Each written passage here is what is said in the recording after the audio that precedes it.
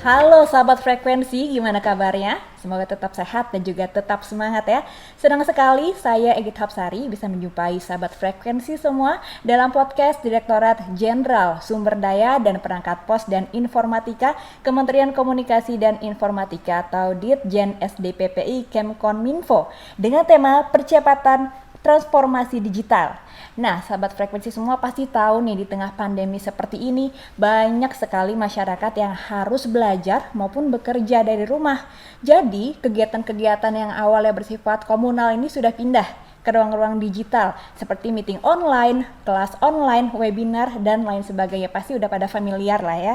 Nah, tentu saja kita semua ini butuh peralatan yang mumpuni dan juga infrastruktur digital yang juga mendukung seperti adanya sinyal internet yang bisa diandalkan. Maka dari itu, percepatan transformasi digital, tema kita kali ini, menjadi sebuah keniscayaan dan juga sebuah kebutuhan. Nah, untuk menjawab tantangan-tantangan tersebut, Ditjen SDPPI Kominfo bersama dengan stakeholders terkait akan memperluas akses dan peningkatan infrastruktur digital seperti penyediaan layanan internet di 12.500 desa atau kelurahan serta di titik-titik layanan publik. Nah, untuk membahasnya lebih lanjut, saya bakal ngobrol-ngobrol langsung dengan Direktur Jenderal Sumber Daya dan Perangkat Pos Informatika atau Ditjen SDPPI, Bapak Dr. Insinyur Ismail MT. Halo Pak Ismail, apa kabar? Baik, alhamdulillah. Nah, pas sesuai tema kita kali ini nih, apalagi di masa pandemi ini kan percepatan transformasi digital ini sebuah keharusan, kebutuhan. Tapi dari Ditjen SDPPI sendiri sudah sejauh mana sih? Apa yang sudah, sedang, dan juga akan dilakukan? Baik, terima kasih. Jadi ketika kita mengatakan transformasi digital, artinya kita memindahkan ya aktivitas kita yang biasanya kita lakukan secara konvensional pindah ke ruang digital.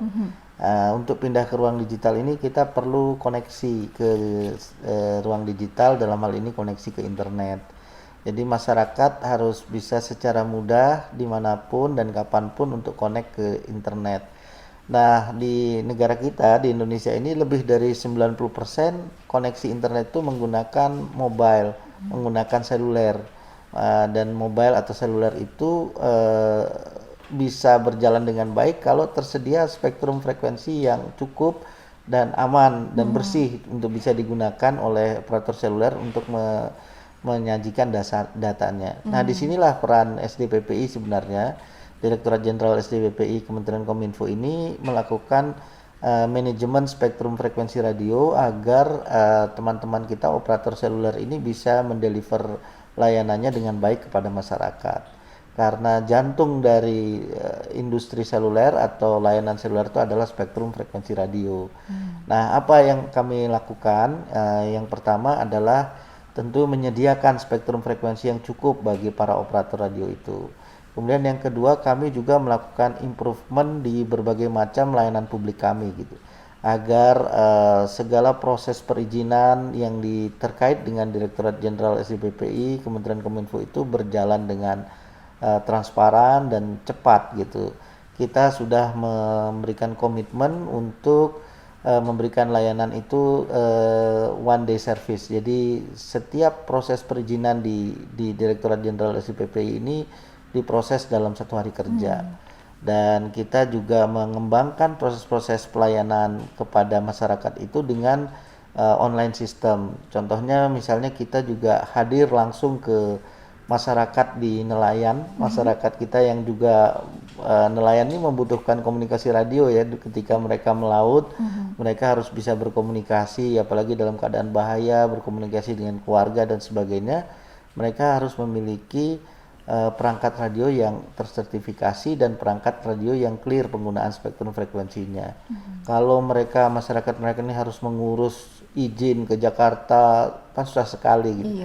Maka kami hadir di pantai-pantai itu langsung dengan menyiapkan pelayanan langsung kepada masyarakat bapak nelayan itu di pinggir pantai gitu. Kita hadir di sana membuka booth, membuka ini untuk pelayanan publiknya. Juga selain itu di amati radio misalnya, banyak anak-anak kita generasi muda dan juga para pecinta atau penghobi amati radio seperti radio orari dan sebagainya ini terbuka layanan publik yang sekarang dilakukan secara online. Jadi untuk mendapatkan izin amatir radio IAR itu dilakukan secara online dan ujiannya pun dilakukan secara online dan sangat cepat prosesnya. Jadi berbagai layanan ini kita lanjutkan. Nah, tidak hanya di spektrum frekuensi radio, juga di sisi perangkat, karena di Direktorat Jenderal BPI juga melakukan standarisasi dan sertifikasi perangkat telekomunikasi, khususnya handphone ya, karena handphone ini kan paling banyak digunakan oleh lagi masyarakat. Ramai dibahas juga ya, lagi Pak. ramai dibahas. Nah, kita barusan ini sudah melakukan proses pengendalian terhadap IMEI.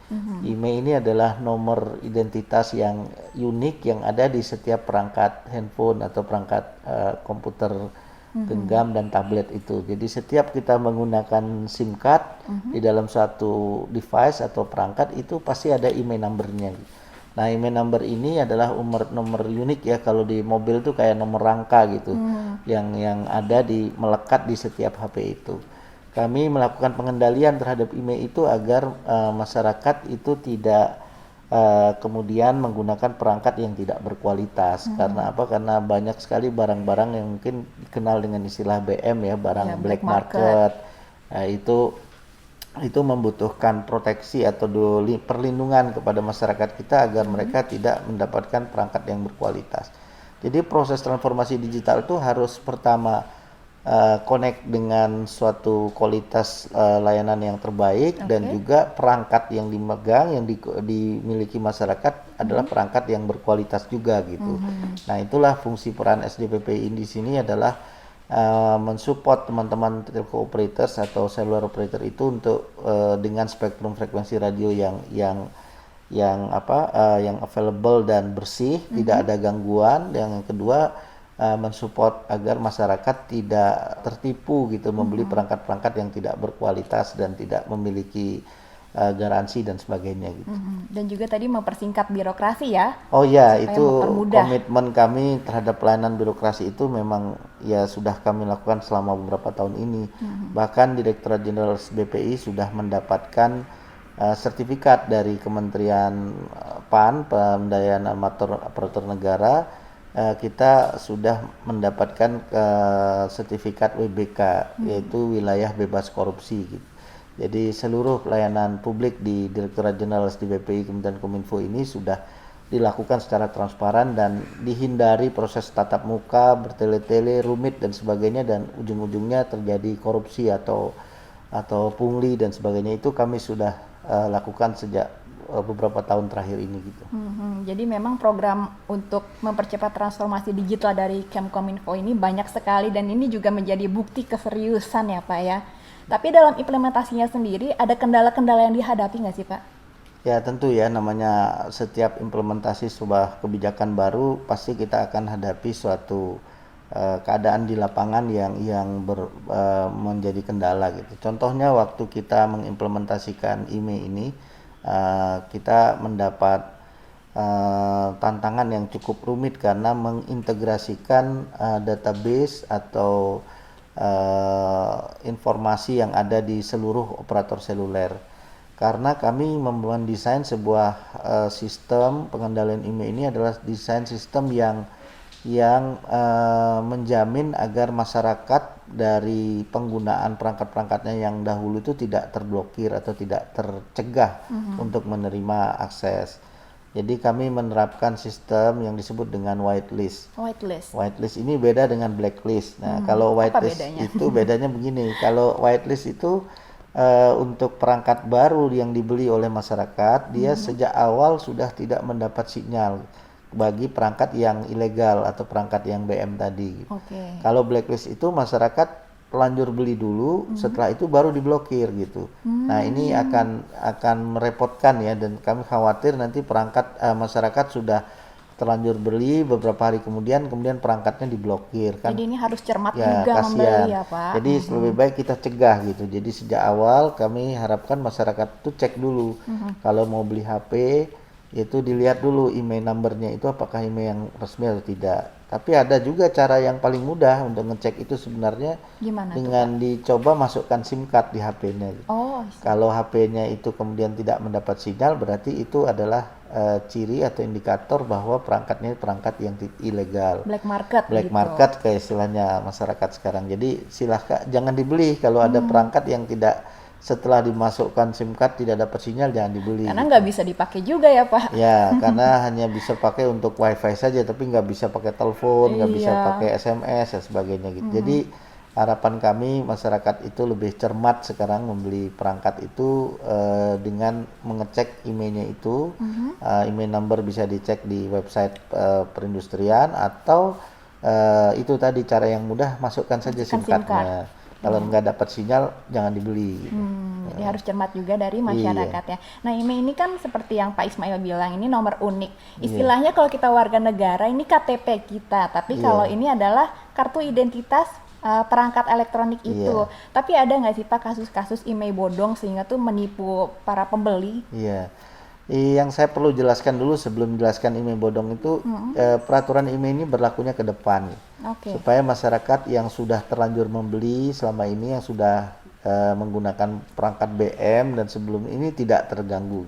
Jadi semua jenis perangkat yang sudah terlanjur dibeli dan digunakan masyarakat selama ini itu tidak terblokir atau tidak ada masalah. Kita hanya bicara untuk yang ke depan. Jadi peraturan ini berlakunya ke depan. Kalau mau beli baru ya itu tadi waspada dan berikan perangkat cek. Nah, ada nggak perangkat-perangkat yang mau dibeli ternyata emailnya bodong gitu. Itu salah satu fungsi dari sistem yang dibangun ini adalah mencegah yang bodong itu gitu. Jadi kalau emailnya bodong atau tidak terdaftar ya tadi tidak akan mendapat sinyal gitu.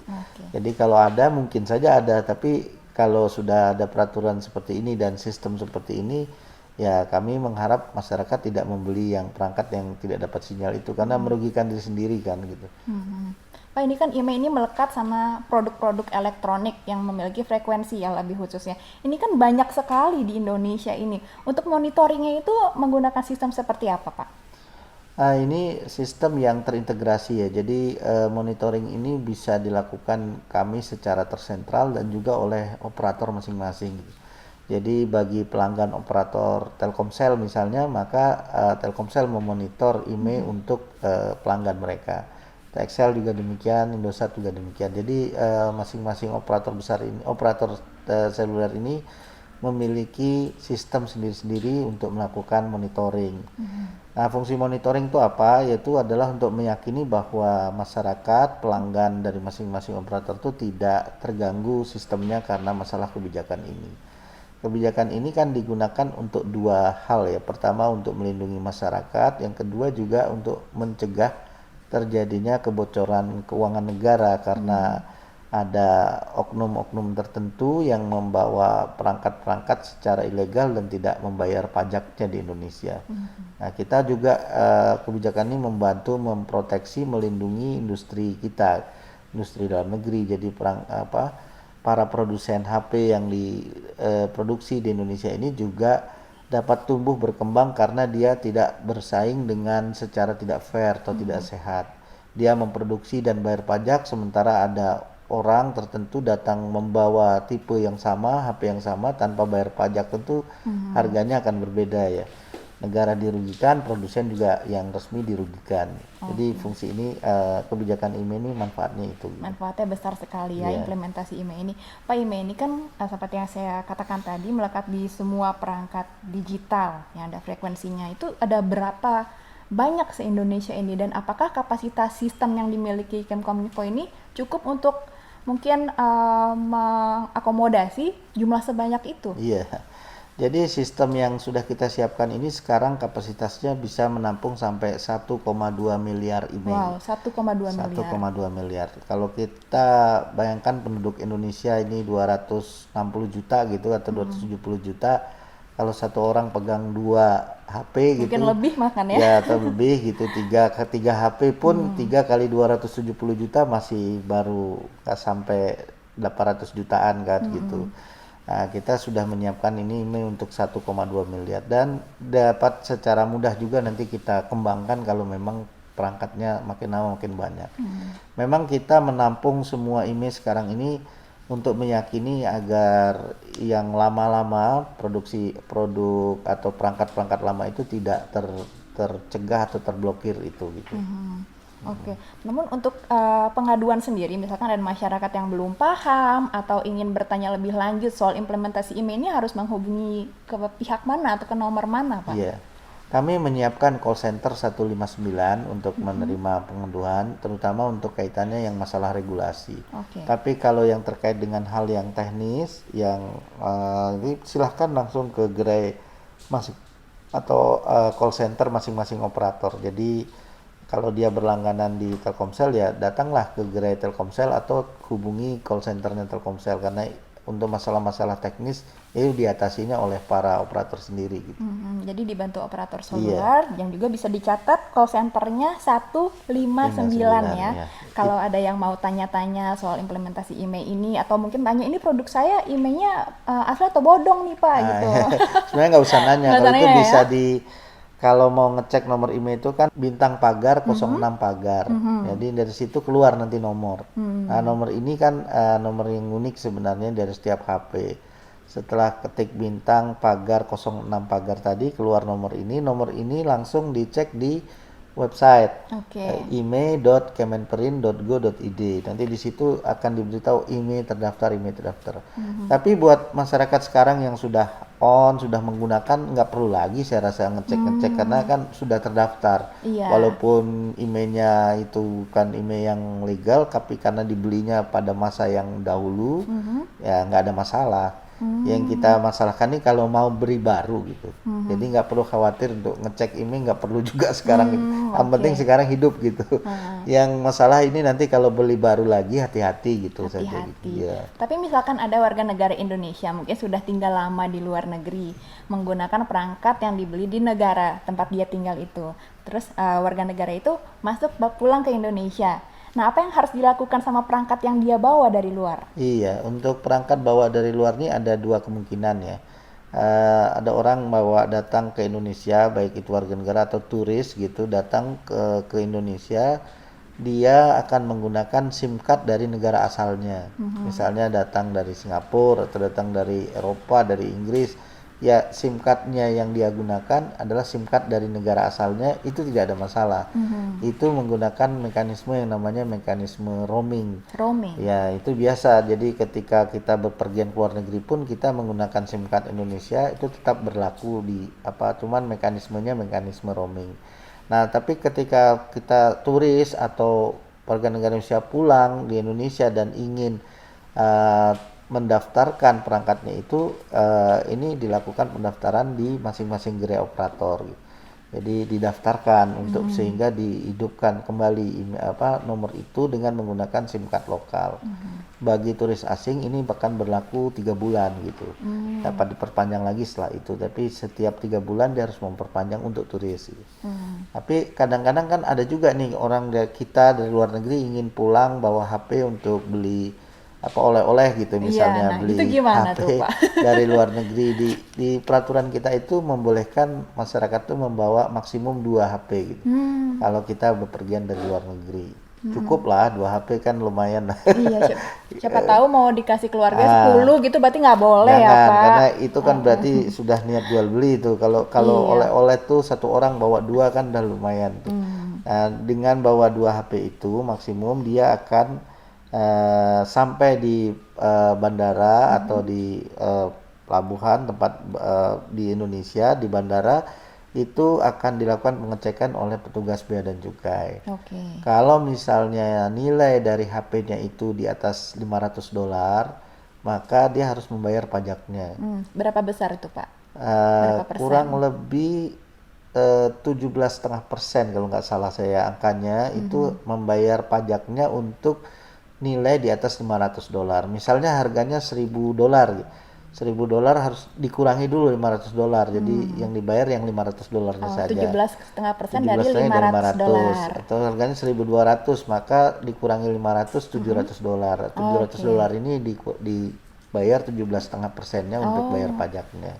Nah, setelah itu secara otomatis perangkat itu HP itu emailnya akan dikenali dan bisa digunakan di Indonesia. Jadi tetap boleh bawa tapi ada pembatasannya dan juga ada mekanisme untuk membayar pajaknya itu. Semua full online, bisa dilakukan secara menggunakan download aplikasi Bea Cukai dan seterusnya.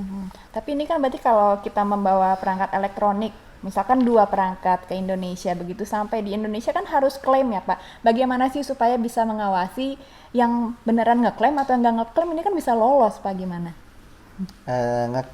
Kalau dia tidak lapor dia rugi sendiri karena nanti kan nggak bisa hidup, HP-nya nggak bisa dipakai di Indonesia gitu.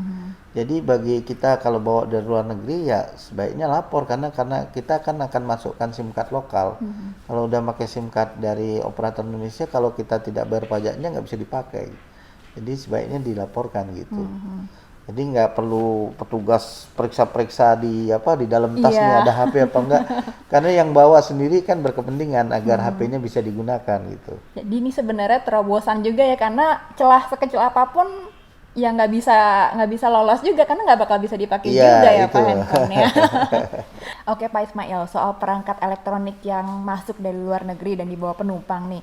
Misalkan saya bawa perangkat elektronik 2, tapi saya lupa declare di bandara. Mungkin apa yang harus saya perbuat supaya saya tetap bisa menggunakan perangkat elektronik ini Pak? Iya, sebenarnya fasilitas untuk yang lupa gitu seperti itu membawa HP atau membawa perangkat elektronik dari luar negeri itu bisa tetap diakomodasi gitu. Jadi setelah kita pulang misalnya baru ingat, waduh saya lupa lakukan declare atau membayar pajak pada saat itu masih ada waktu sampai dengan 60 hari gitu.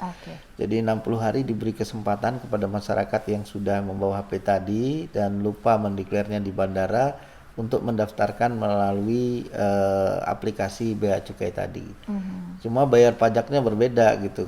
Apa bedanya? Bedanya begini, karena kalau ketika dideklar di awal itu ada fasilitas untuk perhitungan $500 tadi. Ada potongannya? Iya, jadi kalau nilainya di bawah $500 tidak perlu bayar pajak, tapi kalau di atas $500 dipotong dulu $500, sisanya yang bayar pajaknya.